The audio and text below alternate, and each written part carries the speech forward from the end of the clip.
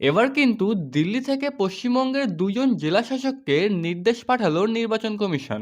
কি নির্দেশ পাঠালো? ওই যে চারজন ডাব্লিউবিসিএস ক্যাটাগরির অফিসার, দেবোত্তম দত্ত, তথাগত মণ্ডল, বিপ্লব সরকার, সুদীপ্ত দাস এবং এছাড়াও আরেকজন ক্যাজুয়াল টাইপরাইটার সুরজিৎ হালদার, যাদের বিরুদ্ধে অভিযোগ ছিল যারা এসআইআর এর সময় ভোটার তালিকায় নাম নথিভুক্ত করা নিয়ে জালিয়াতি করেছিল।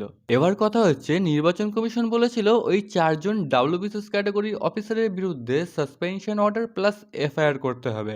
কিন্তু আমাদের রাজ্যের মুখ্যমন্ত্রী মমতা ব্যানার্জি শুধুমাত্র ওই যে চারজন ডাব্লিউবিসিএস ক্যাটাগরির অফিসার ছিল তাদেরকে হয়তো সাসপেন্ড করেছিল, কিন্তু এফআইআর করেনি। আর ওই যে বলির বাকরা সুরজিৎ হালদার ক্যাজুয়াল টাইপরাইটার, তার বিরুদ্ধে হয়তো একটু বেশি কোনো স্টেপ নেওয়া হয়েছিল, কিন্তু ওই যে চারজন ডাব্লিউবিসিএস ক্যাটাগরির অফিসার তাদের বিরুদ্ধে বেশি কোনো স্টেপ নেওয়া হয়নি। এবার নির্বাচন কমিশন বলতে চাইছে যে ওই যে চারজন ডাব্লিউবিসিএস ক্যাটাগরির অফিসার তাদের বিরুদ্ধে শুধুমাত্র সাসপেনশন অর্ডার করলেই হবে না, সাসপেন্ড করলেই হবে না, তাদের বিরুদ্ধে এফআইআর করতে হবে।